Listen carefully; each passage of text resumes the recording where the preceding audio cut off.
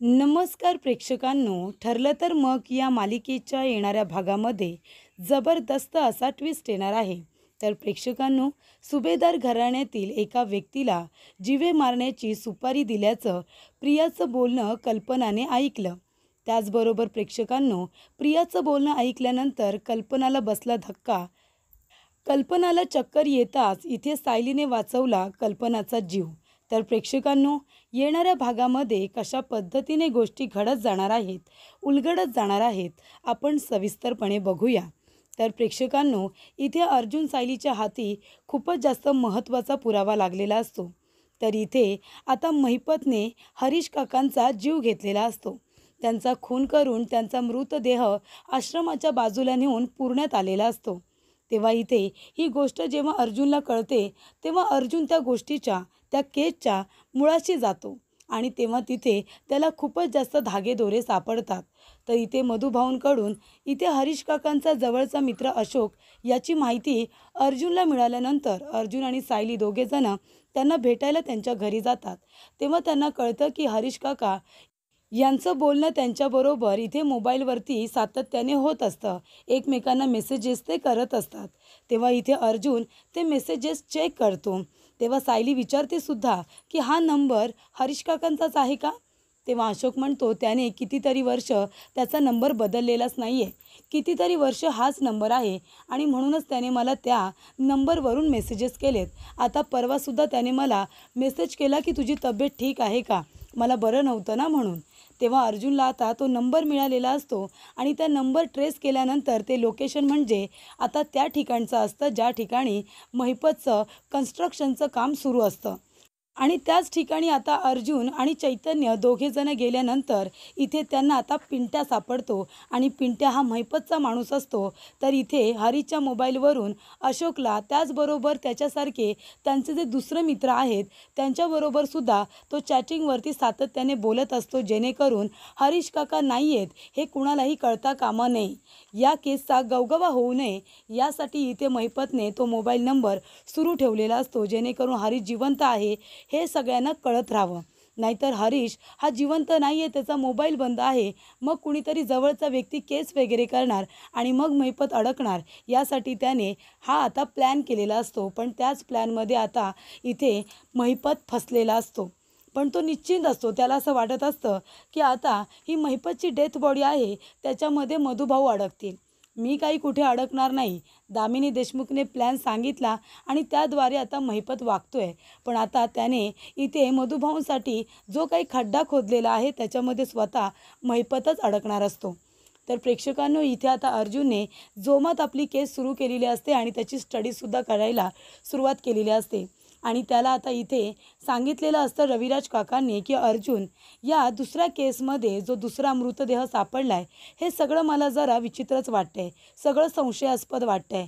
या सगळ्यामध्ये महिपत आणि दामिनीचा काहीतरी नवीन डाव आहे मधुभाऊंना फसवण्यासाठी, हे मला कळतं आहे.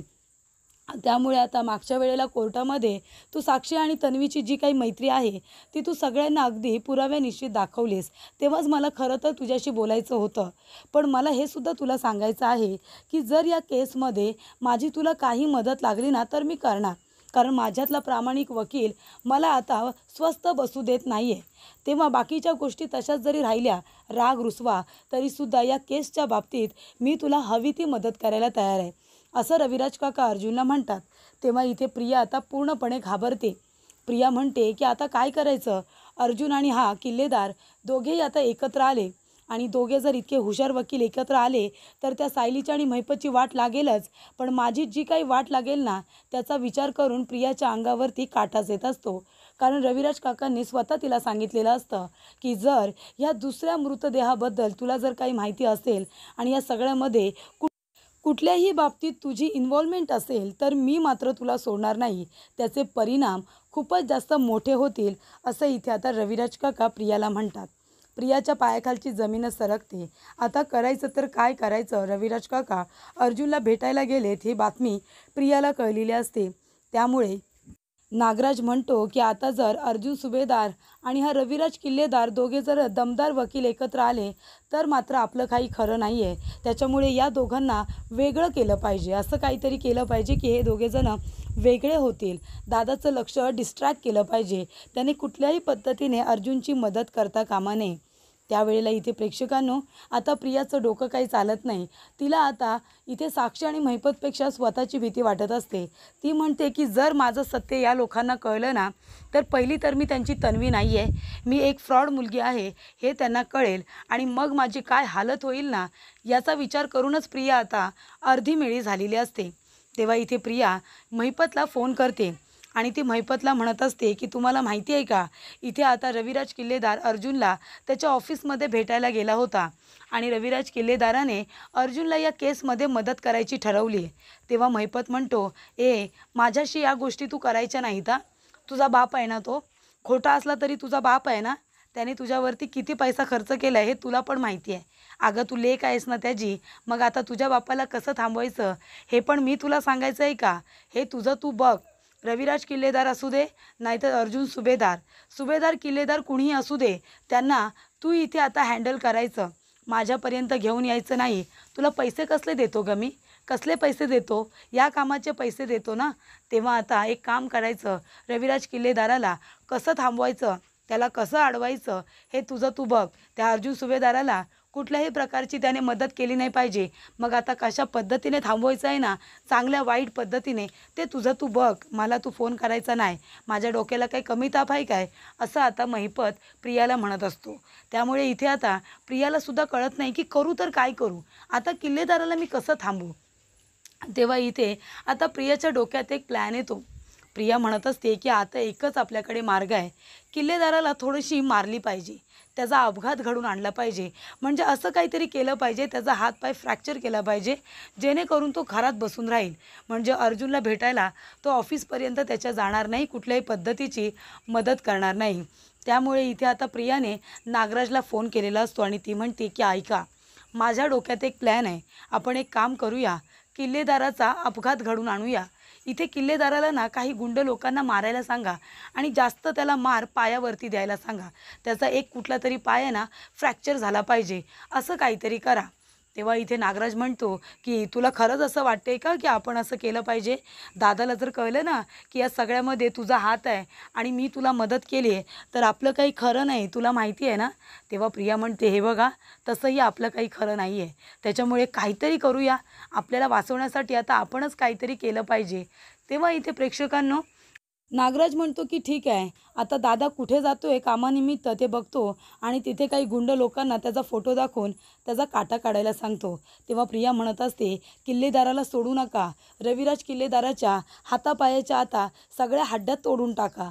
तेव्हा इथे आता कल्पना मागून सगळं बोलणं प्रियाचं ऐकते. आता प्रियाचं बोलणं ऐकल्यानंतर कल्पनाच्या पायाखालची जमीनच सरकते. तिला खूप मोठा धक्का बसतो प्रेक्षकांनो. कारण ही इथे स्वतः प्रिया, जिला सगळे तन्वी समजतात, तन्वी आपल्या वडिलांची सुपारी देते, गुंडांना हातपाय मोडायला तोडायला सांगते. पण का? तेव्हा इथे कल्पनाला कळत नाही. कल्पनाच्या डोळ्यासमोर आता अंधारी येते. सायली अर्जुन जे काही बोलतात ते सगळं खरंच आहे. तन्वी दिसते तशी नाही आहे. तन्वी खूपच जास्त डेंजरस मुलगी आहे, ही गोष्ट आता कल्पनाच्या लक्षात आलेली असते आणि कल्पनाला प्रेक्षकांनो इथे आता खूपच मोठी चक्कर येते आणि ती जमिनीवरती कोसळते. आता कल्पनाला चक्कर आल्यानंतर इथे सगळेजण धावत पळत तिच्याकडे येतात. प्रियाच्या हातातला फोन आता खाली पडतो, कारण प्रियाला कळालेलं असतं की कल्पनाला इथे चक्कर आली आहे. कारण ती पडण्याआधी एक शब्द बोलते, तन्वी, अगं हे काय बोलतेस तू? तेव्हा प्रियाला कळतं की कल्पनाने माझं बोलणं ऐकलंय. कल्पना आता चक्कर येऊन पडायच्या आधी प्रियाच्या हातचा फोन खाली पडतो.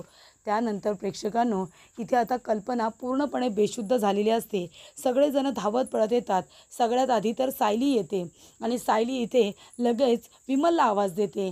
त्यानंतर ती बाबांना आवाज देते. सगळ्यांना ती बोलावते आणि लगेच कल्पनाला तिथून उचलून सोफ्यावरती बसवते आणि सगळ्यात आधी तर तोंडावरती पाणी मारते. त्यानंतर ती अश्विनला फोन करते आणि अश्विनला म्हणते, अश्विन भाऊजी लवकरात लवकर घरी या, आईंची तब्येत बिघडले, त्यांना चक्कर आलेली दिसते. तेव्हा अश्विनसुद्धा सगळी हातातली कामं सोडतो आणि लगेचच धावत पळत घरी येतो आणि आपल्या मम्माला चेक करतो. तोपर्यंत इथे सायलीने आता इकडे कल्पनाची खूप जास्त काळजी घेतलेली असते. तिच्या हातापायाची मालिश केलेली असते आणि तिला इथे लिंबू पाणीसुद्धा प्यायला दिलेलं असतं आणि त्याचबरोबर इथे तिच्या नाकाला कांदा वगैरेसुद्धा तिने लावलेला असतो. असतो, जेणेकरून जर खूप मोठी चक्कर असेल तर काहीतरी तिचा उपाय केला पाहिजे अश्विन येईपर्यंत. म्हणून इथे सायली अगदी व्यवस्थित काळजी घेते आणि प्रिया मूर्खासारखी बघत उभी राहिलेली असते. ती खाली पडलेली असते तरीसुद्धा ती तिला उचलायला येत नाही, कारण ती स्वतःच घाबरलेली असते.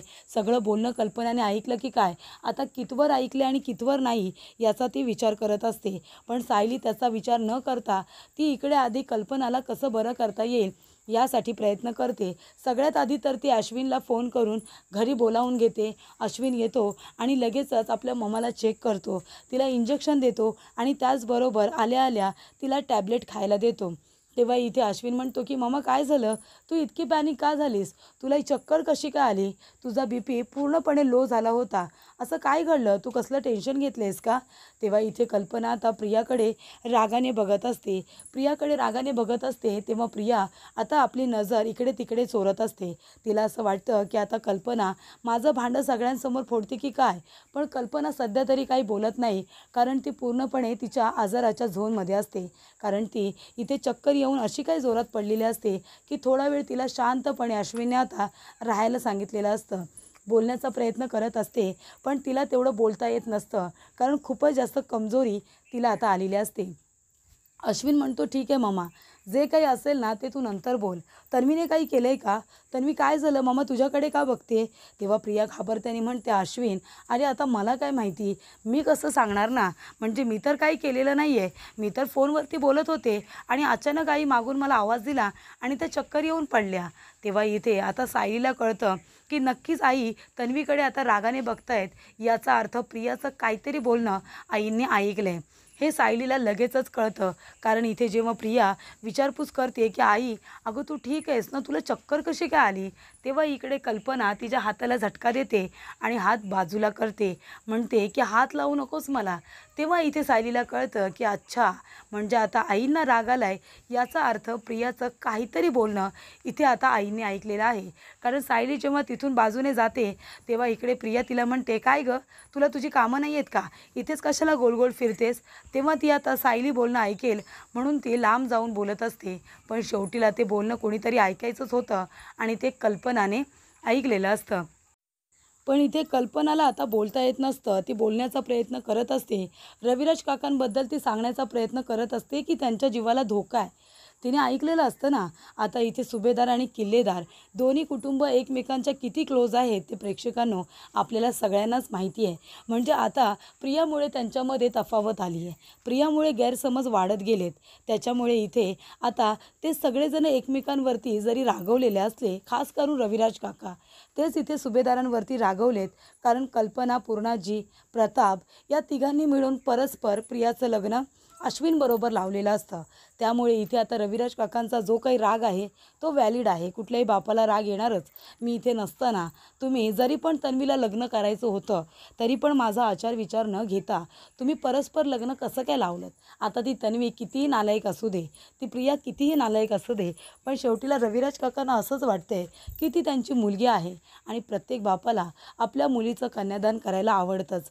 पण इथे तर आता परस्पर लग्न केल्यामुळे सुभेदारांचा रविराज काकांना राग आलेला असतो. पण तरीसुद्धा रविराज काकांचा राग कुणालाच आलेला नाही आहे. ते त्यांच्यासाठी किती महत्त्वाचे आहेत हे आपल्या सगळ्यांनाच माहिती आहे. तेव्हा इकडे आता प्रतिमा आणि रविराज काका यांची आता कल्पना नावं घेत असते आणि प्रियाकडे रागाने बघत असते, तिच्याकडे बोट दाखवत असते. पण इथे अश्विनला काही कळतच नसतं. तेव्हा सायली पटकन विचारते काय गं प्रिया, काय केलं आहेस तू, आई तुझ्याकडेच का बघतायत आणि तुझ्याकडे बोट का दाखवतायत, तू असं काही बोलली आहेस का ज्याच्यामुळे आईंना त्रास होतोय.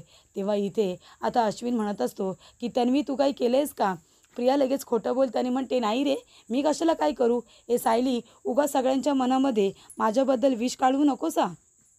तेव्हा इथे अश्विन म्हणतो की बरं बरं ठीक आहे, कुणी काही एकमेकांना बोलू नका, मम्माला आराम करू दे.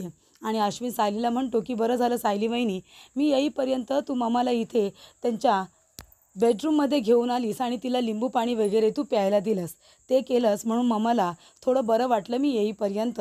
त्यानंतरला इथे सायलीने आता व्यवस्थित काळजी घेतलेली असते आणि तेव्हा इथे कल्पनाला रिअलाईज झालेलं असतं सायली हीच खरी तिची सून आहे आणि प्रिया एक नंबरची खोटारडी ही नालायक मुलगी आहे हे आता कल्पनाला कळतं. तर इथे पूर्णाजीला आता सायलीचं खूपच जास्त कौतुक वाटतं, कारण तिने कल्पनाची खूपच जास्त छान अशी काळजी घेतलेली असते. कारण कल्पना पूर्णाजीसाठी खूपच जास्त महत्त्वाची व्यक्ती आहे. कल्पनाला जर काही झालं तर पूर्णाजीला ते आवडत नाही आणि म्हणूनच इथे सायलीने आता कल्पनाची एवढी चांगली काळजी घेतल्यानंतर इथे पूर्णाजीच्या मनातून सायलीबद्दलचा जो काही राग असतो तो आता निवळलेला आपल्याला बघायला मिळतो.